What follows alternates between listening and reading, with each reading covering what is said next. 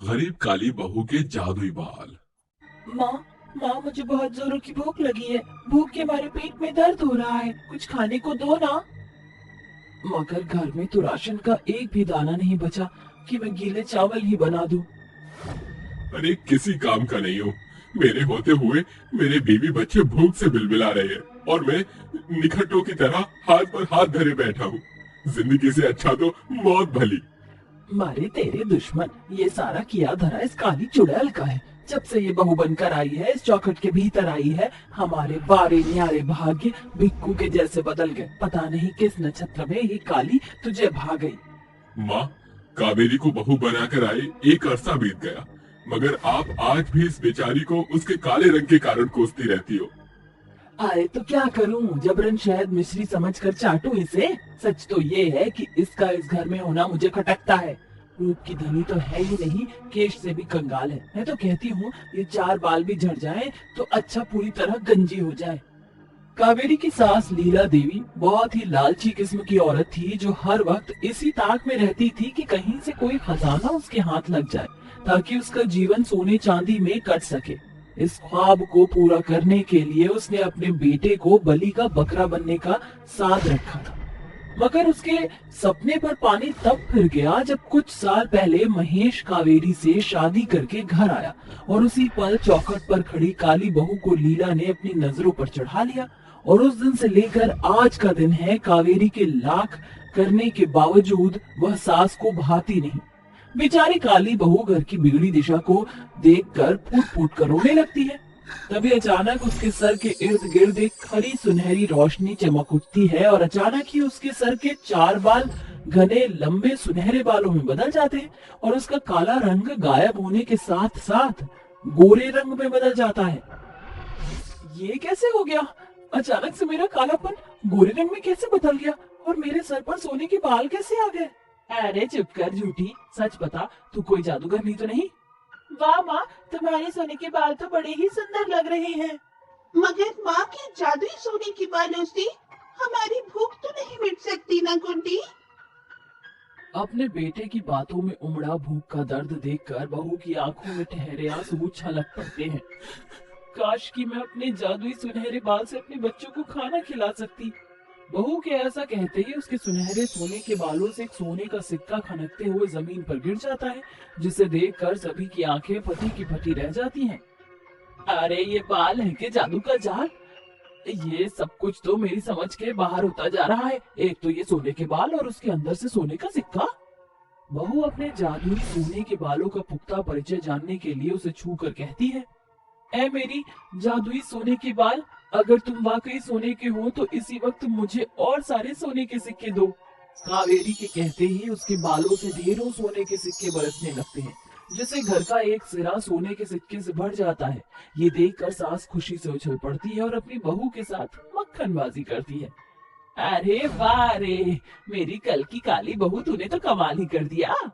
बहू के जादुई सोने के बालों से बरसे सोने के सिक्कों को उठाते हुए सास गुनगुनाती है, सास का सपना मनी मनी, मैं मांगू सोना चांदी, मैं मांगू हीरे मोती, ये सारे मेरे काम के। बहू को अपने अंदर आए जादू की बात खाई जा रही थी, तभी अचानक उसकी आंखों के सामने वही बुढ़िया नाचने लगती है जो कुछ रोज पहले उसके घर आई थी। अरे कोई है इस बड़े घर में रहने वाला? मुझ बुढ़िया पर तरस खाओ, कुछ खाने को दे दो। अरे बूढ़ी अम्मा, जाओ जाकर किसी और का दरवाजा खटखटाओ। अरे यहाँ कोई भंडारा थोड़ी बट रहा है, पता नहीं आ जाते हैं कहाँ कहाँ से मुंह उठाकर। हाँ। लीला उस बुढ़िया को चौखट से भगाकर भीतर चली जाती है। तभी बहू, जो अभी खाने की थाली पर बैठी ही थी, बुढ़िया को रोकती है।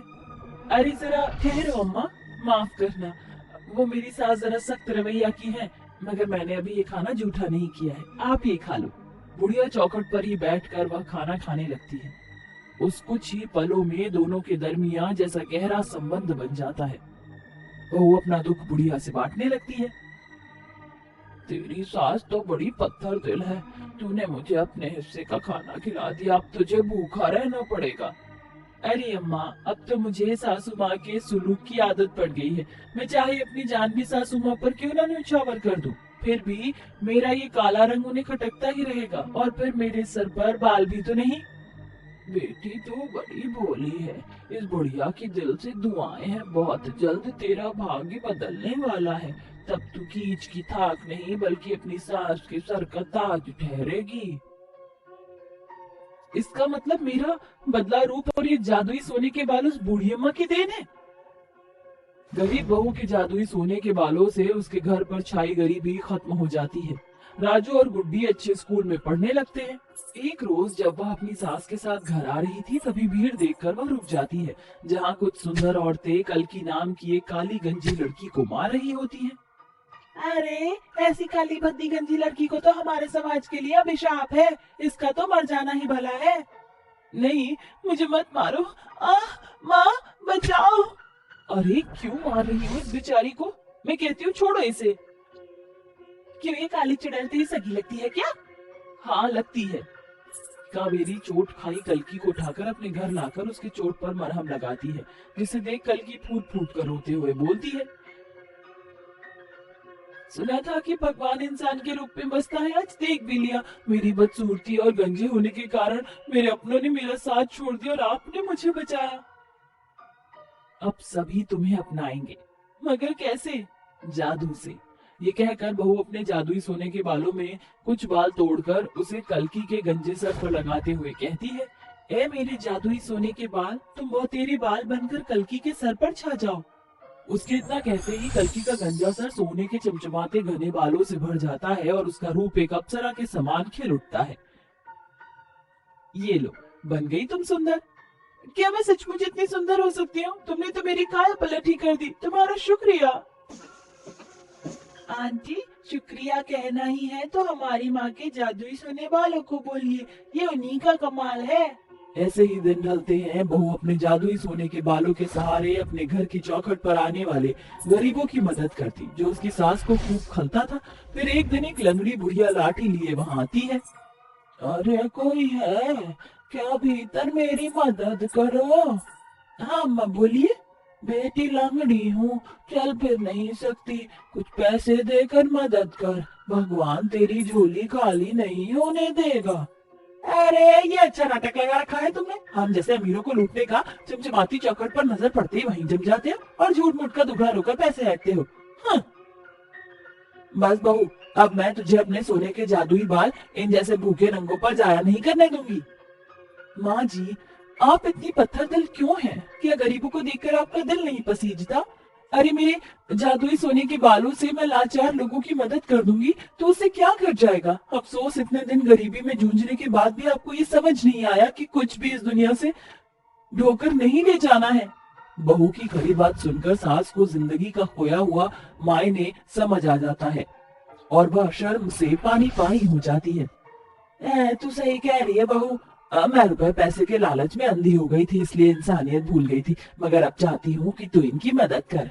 शुक्रिया माँ जी। मेरे जादुई बाल, चल जल्दी से सोने के सिक्के निकाल। बहू के इतना बोलते ही उसके जादुई सोने के बाल से सोने के सिक्के बरसने लगते हैं, जिसे वह उस लंगड़ी बुढ़िया की मदद करती है। काली बेटी की भीड़ से शादी। काजल की सौतेली माँ शिल्पा बड़ी ही बेरहमी से काजल के बाल नोच नोच कर उसे मार रही थी।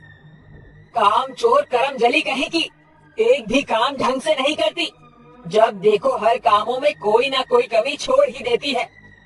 माँ, मैं सच कह रही हूँ, मैंने अपनी तरफ से खाना बनाने में कोई कमी कसर नहीं छोड़ी थी। तो फिर इस कड़ी में कॉकरोच कहाँ से आया? अरे साफ साफ क्यों नहीं कहती कि तुझे मेरा और मेरे बच्चों का खाना खाता है? अपनी सौतेली माँ की बात सुनकर काजल फूट फूट कर रोने लगती है। तभी उसकी सौतेली बहन दीपिका बोलती है, हाँ हाँ, अब तेज हुए तो बहाएगी ही। एक तो अपनी माँ को खा गई और अब मेरी माँ को भी खाने पर तुली है। दीपिका बेटी, तो खामखा इस काली चुड़ैल के पीछे अपना खून मत जला, वरना तेरी आंखों के आगे डार्क सर्कल छा जाएंगे। इस कल्लो माई की शक्ल तो मैं ठिकाने पर लगाती हूँ, आज सारी रात ये बाहर सड़ेगी।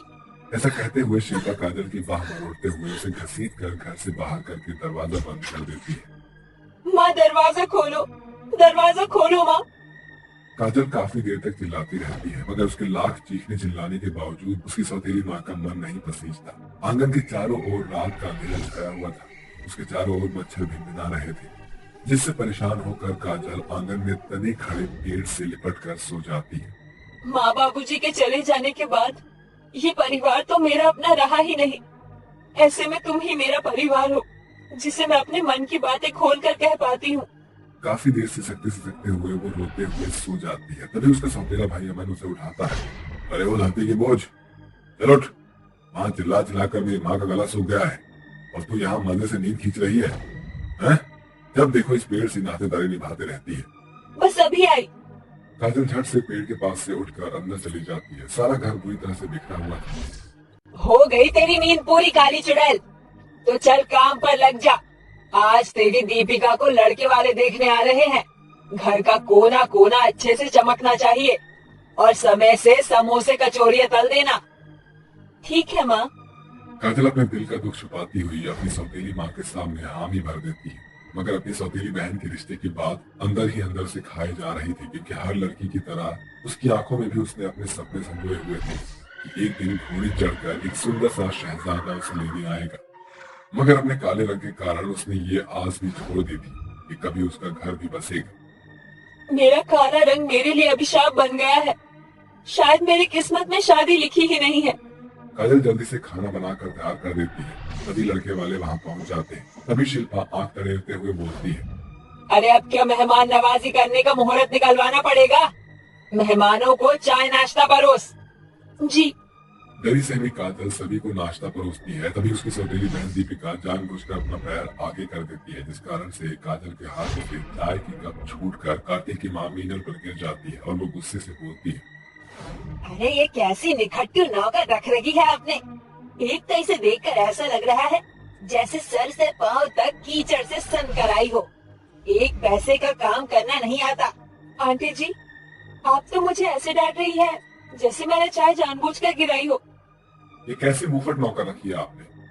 गलती करने के बावजूद भी गलती नहीं मान रही। माँ, आप देख रही हो ना, ये जली हुई उपली जानबूझकर मेरी शादी तोड़ने पर तुली है। इसे यहाँ से भगाओ। शिल्पा अपनी बेटी दीपिका के भड़कावे में आकर काजल को चिकोटी काट कर उसे बाहर जाने को बोलती है और सभी के चले जाने के बाद दीपिका का भाई अमन काजल को बहुत मारता है। काली चुड़ैल, कहीं भी तेरा घर तो बस नहीं रहा। तू चाहती है कि मेरी दीपिका की डोली भी ना उठे। अब इसकी सजा तो तुझे मिलकर रहेगी। हैं? बड़ा प्यार है ना तुझे इस पेड़ से। अब तुझे परमानेंटली इस पेड़ के पास ही फिक्स कर देता हूँ मैं। अमन रस्सी से काजल को उस पेड़ के साथ बांध देता है। बेचारी काजल अपने सौतेले परिवार के सामने बहुत गिड़गिड़ाती है। अमन, सौतेली ही सही, मगर मैं तुम्हारी बहन हूँ। मुझे यहाँ मत बांधो, मुझे दर्द हो रहा है। ले ले ले ले ले ले ले, मेरी प्यारी बहन को दर्द हो रहा है? चलो माँ, आज इस काली चुड़ैल का इस पेड़ से ही गठबंधन कर देते हैं। अमन, शिल्पा और दीपिका अपनी हंसी ठिठोली के आड़े आखिरकार काजल और इस पेड़ की शादी कर देते हैं। ओम मंगलम भगवान विष्णु मंगलम गणध्वज मंगलम पुंडरीकाक्षाय मंगलाय तनोहरि ओम भूर्भुवः स्वः तत्सवितुर् वरेण्यं भर्गो देवस्य धीमहि धियो यो नः प्रचोदयात्। ये लो मेरी प्यारी बहना, इस पेड़ के साथ तुम्हारी शादी हो गई। अब हम चलते हैं, बाय। ये बोलकर सभी अंदर चले जाते हैं और काजल कहती है, यही सही। वैसे भी मुझ जैसी काली लड़की से कोई इंसान तो शादी वैसे भी नहीं करता। और फिर इस पेड़ के छांव तले ही तो मेरा बचपन बीता है। मैं इसे अपना पति स्वीकार करती हूँ। जैसे ही काजल पेड़ को अपना पति मान लेती है, पेड़ के अंदर से एक सुंदर सा राजकुमार बाहर निकलकर उसके सामने खड़ा हो जाता है। तुम कौन हो? मैं तुम्हारा पति हूँ काजल। शादी के मंत्र के साथ मैं तुम्हारा पति बन गया हूँ और तुम मेरी पत्नी। मगर मैं तो इतनी काली हूँ और तुम आसमान के खिले चांद की तरह हो। और तुम इस पेड़ में कैसे आए? बताता हूँ। स्वर्गलोक में राजा अंगद के स्वयंवर का खुशहाली भरा माहौल छाया हुआ था। इसमें से कोई भी मेरी अर्धांगिनी नहीं। मेरी आंखों ने जिसे देखा है वो यहाँ है ही नहीं। ये कहकर राजा अंगद अपनी पत्नी की तलाश में धरती पर चला जाता है और काफी दिन तक दर दर की ठोकर खाने के बाद मेरी चाहत मुझे तुम्हारे पास खींच लाई है। और मैंने जब इस पेड़ के प्रति तुम्हारी चाहत देखी तो मैंने इसके भीतर ही अपना बसेरा बना लिया। और मैंने जो भी दुख इस पेड़ से कहा वो तुमने सुना? हाँ काजल, अब चलो मेरे साथ। अब यहाँ तुम्हारी कोई कदर नहीं करता। वो हर रोज देखा है मैंने जब इन लोगों ने तुम्हें सजा दी है। तुम्हारी आंखों का एक एक आंसू मेरे दिल को भेदता है। मैं तुम्हें एक पल भी यहाँ नहीं रहने दूंगा। क्या तुम मेरी दुनिया में मेरे साथ चलोगी? मैं तुम्हें वहां बहुत खुश रखूंगा। दुनिया की सारी खुशियां तुम्हारे कदमों में लाकर रख दूंगा। ये सुनकर काजल फूट फूट कर रोने लगती है और बोलती है, मुझे इतना प्यार करने वाला पति मिलेगा मैंने कभी सोचा भी नहीं था। मैं आपके साथ जाने के लिए तैयार हूँ। मुझे भी उस दुनिया में नहीं रहना जहाँ मेरा कोई अपना ना हो। मैं वहाँ अपना बसेरा चाहती हूँ जहाँ मुझे प्यार मिले। अब ये आंसू पोंछ लो काजल। वैसे तुम्हें उड़ने का शौक है ना? तो एक काम करता हूँ, मैं तुम्हें उड़ा कर ले चलता हूँ अपने लोग। तभी जादुई पति अपनी एक चुटकी बजाता है, जिससे घोड़े का रथ जिसके पंख लगे होते हैं वो उसके सामने प्रकट हो जाता है। फिर दोनों पति पत्नी उस पर चढ़कर बैठ जाते हैं और उड़ते हुए अपनी बनाई दुनिया में चले जाते हैं, जिसके बाद वो वहां खुशी खुशी